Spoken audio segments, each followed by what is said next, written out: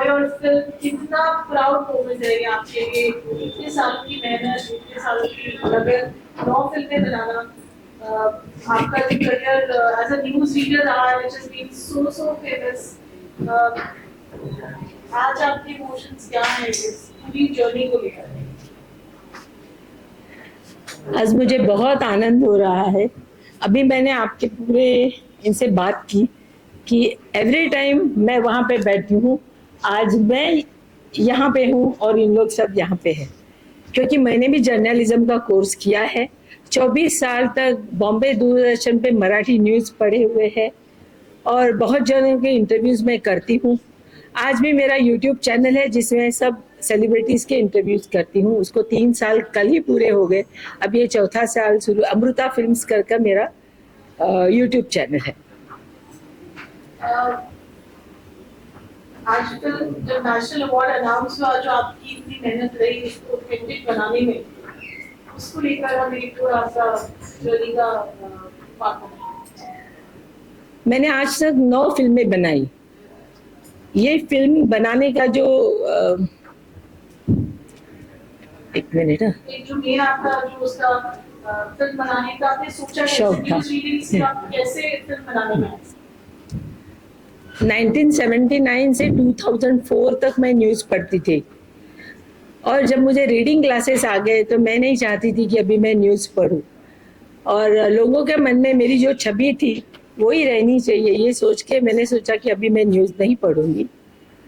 वैसे I have done my MSc LLB। मेरी खुद की एक केमिकल की फैक्ट्री है अमृता इंडस्ट्रीज करके, वो मैं चलाती थी और फिर 3-4 साल मैंने लीगल प्रैक्टिस भी की थी। जब ये न्यूज़ देना बंद किया तो उसके बाद में मैंने सोचा कि चलो बच्चे भी तब बड़े हो गए थे। उसके बाद मैंने सोचा कि मैं फिर से इधर फैक्ट्री शुरू करूँगी या तो लीगल प्रैक्टिस करूँगी। लीगल प्रैक्टिस करने के लिए मैंने फिर से शुरुआत की, मगर मुझे मालूम पड़ा कि लॉ का स्पेलिंग भी मुझे नहीं आ रहा है, सब मैं भूल गई।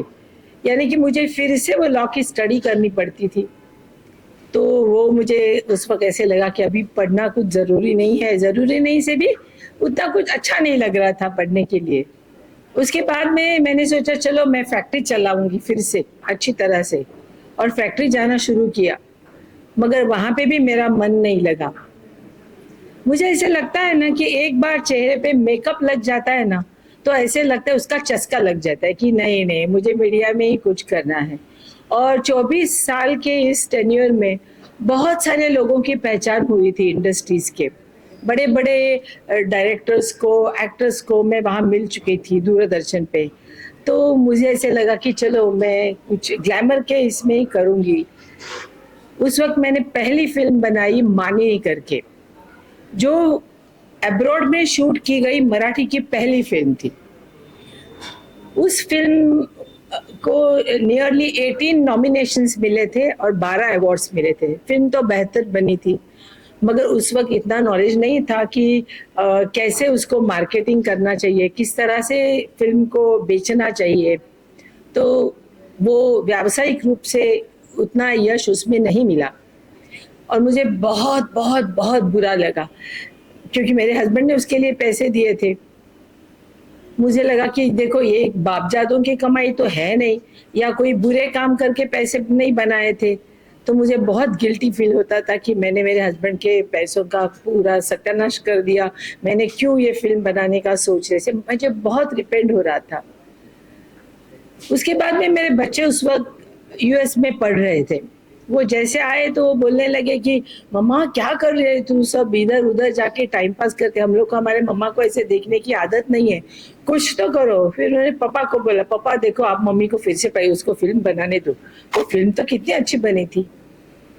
तो मैंने बोला देखो नहीं, मेरा रॉन्ग डिसीजन था, मुझे जो लोग चाहिए थे वैसे लोग मिले नहीं, ऐसा सब। तो मेरे हस्बैंड ने मुझे कहा कि देखो ये तुम्हारा डिसीजन रॉन्ग नहीं था, तुम अज्ञानी थी, तुमको मालूम नहीं है कि फिल्म कैसी बनानी चाहिए। तुम किसी ने भी बोला और तुमने फिल्म बनाई, तुम्हें ये ज्ञान नहीं था, तो उसके लिए पहले ज्ञान प्राप्त करो।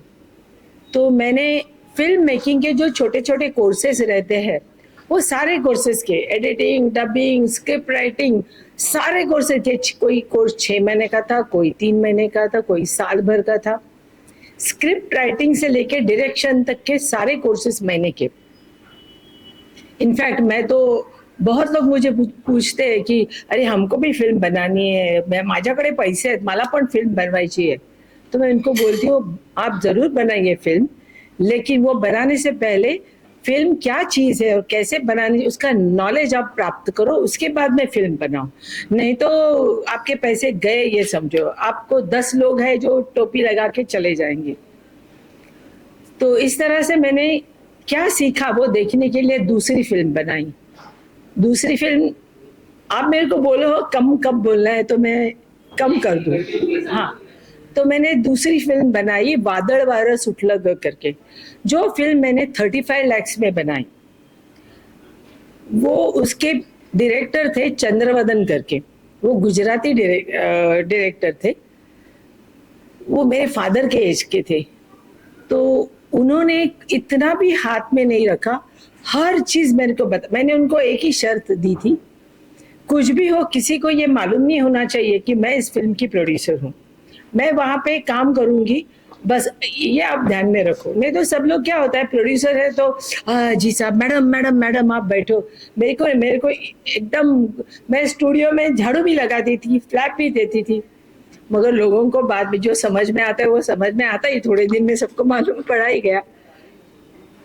तो उन्होंने अच्छी तरह से हर चीज मेरे को बहुत अच्छी तरह से समझाई। वो फिल्म बनने के बाद उसको 30 lakhs की सब्सिडी मिली, मेरे राइट्स भी बेचे गए, और 35 के अगेंस्ट मुझे 45 मिल गए। मीन्स लॉस तो नहीं हुआ, जितने डाले थे उसे 5-10 लाख मुझे ज्यादा ही मिले। फिर मेरे हस्बैंड ने क्या बोला था, मैं एक्स अमाउंट तुम्हें दूंगा, बाद में तुमको जो करना है वो करो, उसमें लॉस हुआ तो तुम्हारा, अगर ज्यादा पैसे मिले तुम्हारे, मगर सेकंड टाइम मैं नहीं दूंगा। तो मैंने बोला ठीक है, जो पैसे उसमें। फिर मैंने जो पहले की फिल्म 35 की थी, तो नेक्स्ट फिल्म मैंने 60 की बनाई, जो 5-10 कम पड़े वो तो उनसे ही लिए। तो इस तरह से मैंने सेकंड फिल्म बनाई, फिर थर्ड बनाई। और इस बीच में क्या हो रहा था कि मैं बहुत सारे अवार्ड फंक्शन पे जूरी करके काम करती थी, तो उसका मुझे फायदा, सब एक्सपर्ट लोगों के साथ, मुझे हालांकि इतना कुछ नहीं आता था उस वक्त, मगर सब एक्सपर्ट लोगों के साथ बैठ के डिस्कशन के बाद मुझे मालूम पड़ता था कि फिल्म अच्छी कैसे होनी चाहिए, और फिल्म अच्छी कैसे होने से भी फिल्म बुरी कैसी है वो जब मालूम होता था। तो मैं जब फिल्म बनाने मैंने शुरू किया तो वो पहले ध्यान रखती थी ये रॉन्ग है या राइट है, फिर जो एक्सपर्ट उनको फोन करके पूछती थी, हेल्प लेती थी। इस तरह से मैंने मेरी जर्नी शुरू की, और ये मेरी 9th फिल्म है शामची आई। इसके पहले भी मैंने 3-4 फिल्में बनाई, वो बहुत ही बढ़िया फिल्म थी। उसमें से एक मैं जरूर कहूंगी,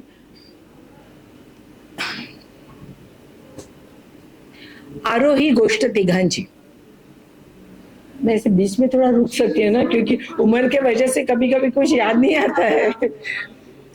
आरोही गोष्ट तिघांची, उसका सब्जेक्ट था कि ये चैनल पे रियलिटी शो में बच्चों को किस तरह से एक्सप्लॉइट किया जाता है, या पेरेंट जो है वो अपने बच्चों को 1 मिनट स्क्रीन पर देखने के लिए क्या क्या करते हैं। जैसे कि आपने भी देखा होगा, 2-2.5 साल की बच्ची इतना सा स्कर्ट और इतना सा ब्लाउज पहन के, लिपस्टिक लाल लगा के, यहाँ पे लाल लगा के, हेयर स्टाइल करके, बीड़ी जलाने पर डांस करती है, और सब लोग भी कितने चाव से उसको देखते हैं। और दूसरे दिन सब लोग ऑफिस में या ट्रेन में कहीं पे भी जाते हैं तो डिस्कस करते, अरे त्या मुलीने काल काय सुंदर डान्स केला, ती काय छान कंबर हलवत होती। अभी आप ही सोचिए कि 2 साल के बच्ची को उसके पेरेंट इस प्रकार का डांस सिखाते हैं। मैंने कहती हूँ कि बच्चों को डांस नहीं करना चाहिए, मगर उनके उम्र के हिसाब से उनको डांस करना चाहिए। जो गाने गाते हैं तो उनकी उम्र के हिसाब से करना चाहिए। तो मैंने इसी बात को मेरी फिल्म में दिखाया था। और गाने भी जब गाते हैं तो शुरू शुरू में जब वो गाने गाते हैं तो जो एंकर रहता है या जो परीक्षक रहते हैं वो बोलते हैं कि ये तो गान सम्राज्ञी है, ये तो गान कोकिला है। आपने कभी देखा है ये रियलिटी शो में जो गाते हैं या जीतते हैं वो आगे जाके बड़े गायक बने हैं, वो सब ऑर्केस्ट्रा में गा रहे हैं। क्योंकि उनमें क्या होता है, एक सीजन खत्म होने के बाद जब नया सीजन शुरू होता है तो नए नए सिंगर्स तैयार हो जाते हैं और पुराने वालों को सब भूल जाते हैं, चैनल भी भूल जाता है, लोग भी भूल जाते हैं। तो ये सारी चीजें पकड़ के मैंने वो फिल्म बनाई थी, आरोही गोष्ठती गांजी। तो वो फिल्म थिएटर में 33 वीक्स चली थी, मगर ना प्रेस ने उसकी दखल ली, ना कोई चैनल ने दखल ली, उसके राइट्स बेचने गए, आज तक वो मेरी फिल्म ऐसी ही पड़ी है। मगर मैंने सोचा कि ये मीडिया इतना स्ट्रांग है फिल्मों का कि हम कोई भी बात लोगों को फिल्म के जरिए बता सकते हैं, ऐसा मेरा मतलब था। इसलिए मैंने सोचा भले मुझे पैसे नहीं मिले, मेरा मैसेज सब तक गया है, और जितने डाले बस उतने मिले है ना, ठीक है, नहीं राइट्स गए नहीं जाने दो। या तो फिर कोई राइट्स लेने के लिए तैयार रहता है मगर उसकी वैल्यू इतनी कम कर दे। अगर मैंने वो फिल्म 3-4 CR में बनाई है तो मेरे को बोलते 30 लाख देंगे। मैंने बोला नहीं, मेरी फिल्म मेरे पास रहने दो, उसका जब टाइम आएगा, हर एक फिल्म का एक टाइम आता है, हर एक चीज का एक टाइम आता है, इसका जब टाइम आएगा तब मैं उसको बेचूंगी, मुझे नहीं बेचने, पढ़ने दो।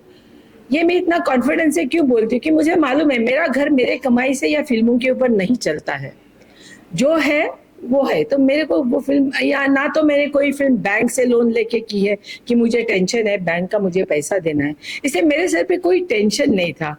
घर के सभी लोगों का बहुत सपोर्ट है, इसकी वजह से मैं ये सब कर पाती। शामची आई की अगर बात करें तो ये कहानी आपने क्यों चुना, आपको क्यों लगा कि इस पे मूवी बननी चाहिए, क्योंकि ऑलरेडी इस पे बनी थी मूवी शायद? एक नहीं, इस पर आज तक, ये मेरी फिल्म चौथी है शामचाई की। शामचाई सब्जेक्ट पर आज तक 3 फिल्में बन चुकी है, सेम टाइटल सेम दिखाया हुआ। मैंने देखा कि आजकल आप देखोगे ना कोई भी फिल्म, इतनी मारामारी, ब्लडशेड, अश्लीलता दिखाई जाती है, डर्टी लैंग्वेज उसमें यूज होती है, कमर के नीचे के जोक्स होते हैं, बहुत अश्लीलता भरी है हर फिल्म में। भले वो फिल्म अभी नाम नहीं लूंगी, बड़े बड़े स्टारों की हो, आप देखेंगे तो यही चल रहा है हर फिल्म। फिर हम लोग बोलते हैं बच्चों के लिए फिल्म नहीं बनती है, बच्चों के लिए फिल्म बनती। ये फिल्म मैं नहीं कहूंगी कि ये बच्चों के लिए है, मगर ये ज्यादा पेरेंट्स के लिए भी है। और ये जब मैंने स्टोरी तो खैर मुझे बचपन से मालूम थी, शामची आई की स्टोरी। आप किसी भी महाराष्ट्र लोगों को पूछोगे तो सबको शामची आई ये कथा मालूम है। हाँ, करेक्ट। तो सबको ये स्कूल से ही शामची आई पढ़ाई जाती है। इस फिल्म में वो माँ अपने बच्चों के ऊपर जो संस्कार करती है, जो संस्कृति अपनी महाराष्ट्रियन लोगों की संस्कृति जो है, इसका बहुत ही अच्छा दर्शन इस फिल्म में किया गया है। एक्चुअली ये साने गुरुजी ने शामची आई करके किताब लिखा था, उस पर आचार्य अत्रे जी ने 70 साल पहले फिल्म बनाई थी शामची आई।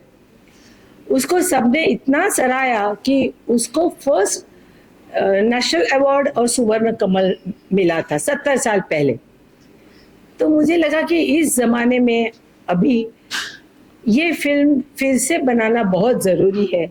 या तो पता नहीं, वो फिल्म मुझे बचपन से ही, वो बहुत फिल्म या जो नॉवेल थी वो बहुत अच्छी लगती थी, उसका इफेक्ट इतना था, इम्पैक्ट इतना था कि मैंने सोचा चलो इतना जो रोज की फिल्में बन रही है उससे कुछ मैं अलग बनाऊं, जो लोगों को पसंद है, पूरी फैमिली एक साथ बैठ के देखेंगे, जिससे संस्कार, अपनी भारतीय संस्कृति वो दिख जाए, क्या किस तरह से वो माँ अपने बच्चों पर संस्कार करे। उसमें छोटे छोटे इंसिडेंट्स है।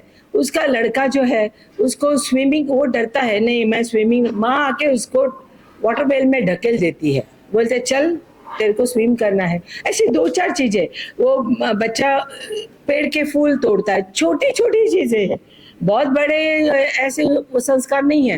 वो बोलते हैं नहीं पेड़ नहीं तोड़ना, फूलों को हाथ नहीं लगाना चाहिए, फूल क्यों तोड़े, जो नीचे गिरे थे उस फूल को तो लेके आना चाहिए था। बोलते नीचे के जो फूल गिरे वो मैं भगवान पे कैसे चढ़ाऊं। वो बोलते हैं भगवान ये नहीं कहता है नहीं जमीन पे गिरे वो फूल चढ़ाओ करके, मगर तुम जो पेड़ पे जो फूल है उसको हाथ मत लगाना, जो नीचे फूल है दूसरों को भी फूल मिलने चाहिए ना, आजू बाजू है। छोटी छोटी बातें वो इतनी अच्छी है कि जब आप फिल्म देखोगे तो, क्योंकि आज ये सब नहीं बताते आज के इसमें। तो मुझे लगा कि ये फिल्म बनानी बहुत ज़रूरी है।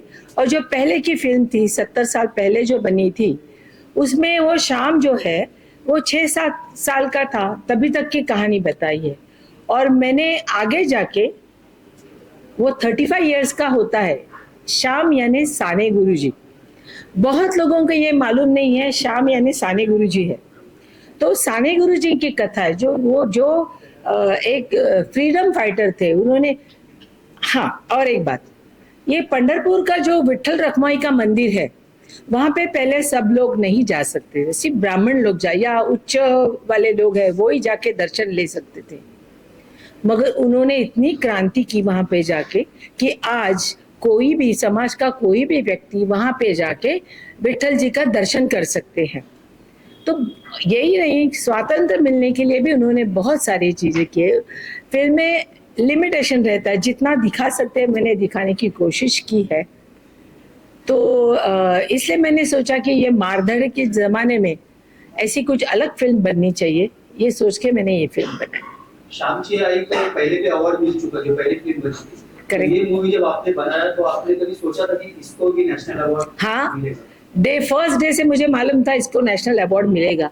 और मैं ये भी बोलती हूँ आगे 70 साल के बाद में भी अगर ये फिल्म बनेगी तो उसको भी अवार्ड मिलेगा, क्योंकि उसका जो गाभा है, ये माँ के जो जिस तरह से अपने बेटे के साथ उसका व्यवहार है वो कितने भी साल हो वो बदलने वाला नहीं है।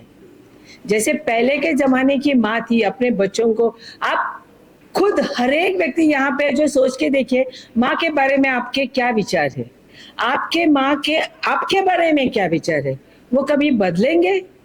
आप सोच के देखो। इसलिए मैं कहती हूँ ये माँ कभी चेंज होने वाली नहीं है। जैसे पहले के जमाने में वो पढ़ी लिखी नहीं थी, वो फिर भी अपने वो बच्चों को जो उसे मालूम था वो सिखाती थी। मगर आज भी आप देखोगे आज की माँ जो रहे वो डॉक्टर है, इंजीनियर है, आईटी क्षेत्र में काम करते, फिल्म मीडिया में काम करते हैं, फिर भी वो अपने बच्चों को अच्छी तरह से संस्कार देती है, पालती है। ऐसे नहीं बोलती हूँ चलो मैं इतने पढ़ी हूँ मैं क्यों देखूँ, मुझे नहीं चाहिए बच्चे, ये बच्चों को देखने दो, कोई भी देखे, ऐसे नहीं करती। वो अपने जॉब छोड़ के जितना टाइम उसे मिलता है उस टाइम में वो पूरा टाइम अपने बच्चों के लिए देती है। इसलिए माँ वो माँ है, उस वक्त की माँ हो या अभी की माँ हो या और आगे के जमाने की माँ हो, उसमें कभी फर्क नहीं पड़ने वाला है। और दूसरी बात, आज की माँ की और एक खासियत है, वो पैसा भी कमाती है तो अपने पूरे घर परिवार को हेल्प भी करती है। ये एक एडिशनल है आज की माँ का रूप। शामची की बात की जाए तो आपका जो रिसर्च रहा है फिल्म को लेकर बहुत ज्यादा है कि आज आप जुड़ी रह रहे हैं बहुत सारे अवार्ड्स में, तो आपके पास में एक नॉलेज रही जिसको आपने अप्लाई किया इसमें और फिर नेशनल अवार्ड जीते। जो रिसर्च रहा है, जो ऑथेंटिसिटी रही है शामची के लिए तारीफ हुई है फिल्म की, उसका थोड़ा बैकग्राउंड। जब ये फिल्म बनाने का ऐसे सोच लिया मैंने, तो पहले तो डायरेक्टर, तो मैंने सोचा मुझे रेगुलर डायरेक्टर नहीं चाहिए, तो मैंने फाइंड आउट किया कि सुजय डहाके ने इसका डायरेक्शन किया है। मैं उसके साथ पहले भी काम कर चुकी हूँ, एक सीरियल बनाई थी, वेब सीरीज थी वो, उन्होंने उसका डायरेक्शन किया था। I was very happy with him कि वो अच्छी तरह से हो रहा है। तो मैंने सोचा कि ये सब्जेक्ट इतना संवेदनशील है और इतना सीरियसली हैंडल करना चाहिए, उसके लिए कोई नॉलेज वाला ही डायरेक्टर चाहिए। ऐसे कोई भी 2-4 सीरियल कर लिया, और आजकल लोग कैसे करते हैं 2-4 सीरियल कर लेते हैं और डायरेक्टर बन जाते हैं और बोलते हैं मैं ये सीरियल मैंने की है, ये करना है। तो मैंने सोचा मुझे ऐसा नहीं चाहिए, जिसको फिल्म का बैकग्राउंड ठीक तरह से मालूम हो। जैसे कि सुजय ने फिल्म मेकिंग का यूएसएस कोर्स भी किया हुआ था और उसे अच्छा नॉलेज है, मैं देख रही थी, तो मैंने उसको बोला कि इस पर फिल्म करनी है हमें। तो उसके बाद नियरली 2 इयर्स हम लोग रिसर्च कर रहे थे इस नॉवेल पे।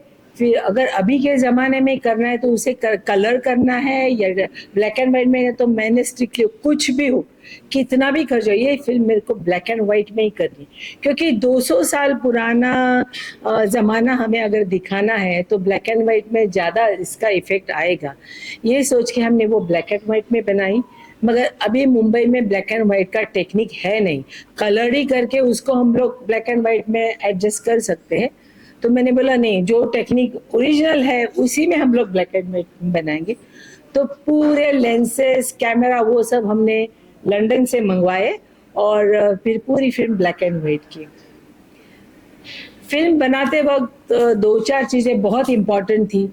ये 200 साल पुराना घर, वो भी वो खोताची वाड़ी ऐसा बोलते हैं उसको, पुराने जमाने में उसके फादर जो थे वो खोत थे, तो खोत यानी पैसे वाले लोग, तो उसका घर भी उतना अच्छा होना चाहिए फादर का शुरू में।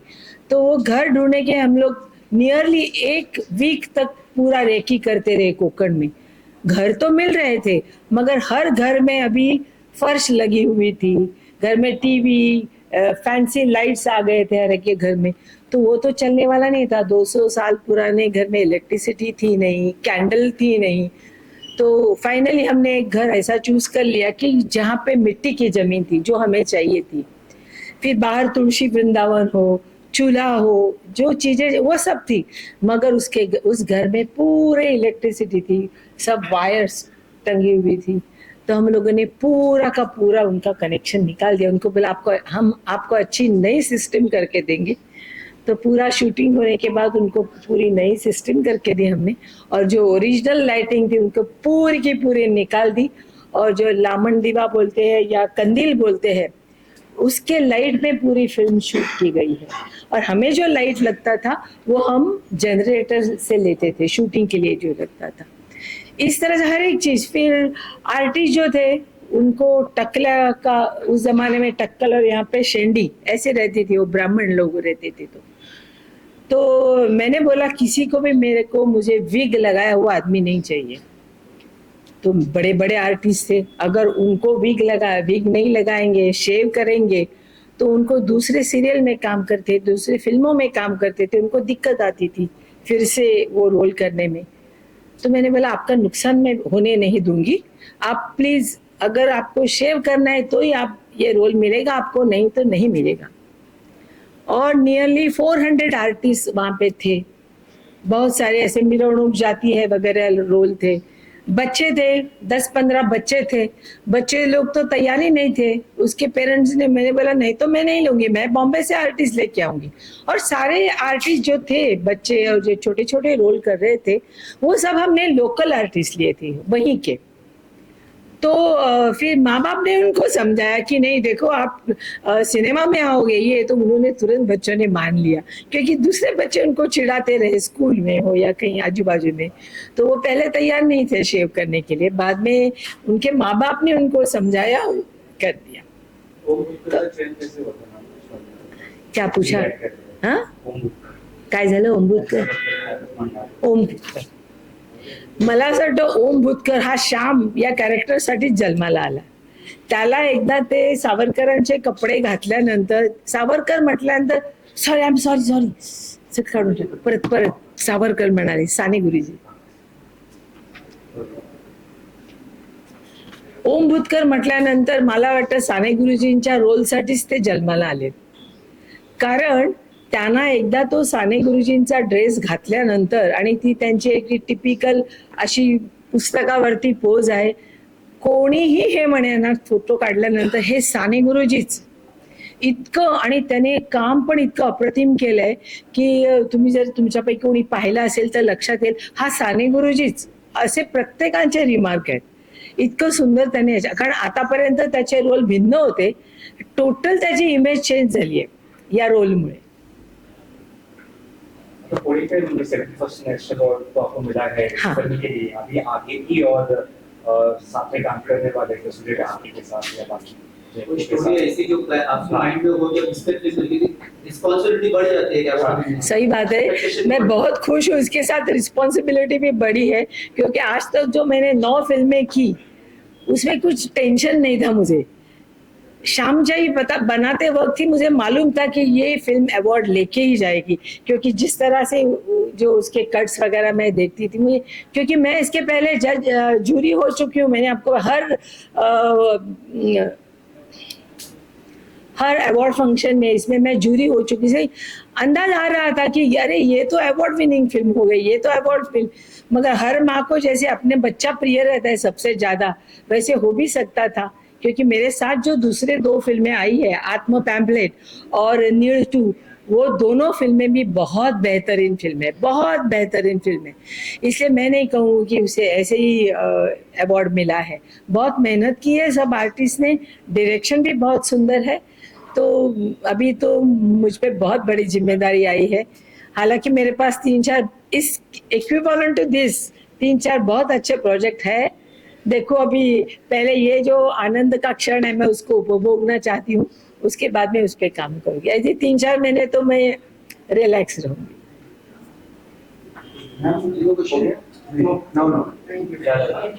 झालं? अजून काय कोणाचे प्रश्न? मराठी में बोल दीजिए सर, जहाँ हाँ। पर जिसको देना हो मराठी में दे देगा। हाँ। कुछ शॉर्ट पर ऑडियंस के लिए हाँ। मराठी मराठीमध्ये बोलू.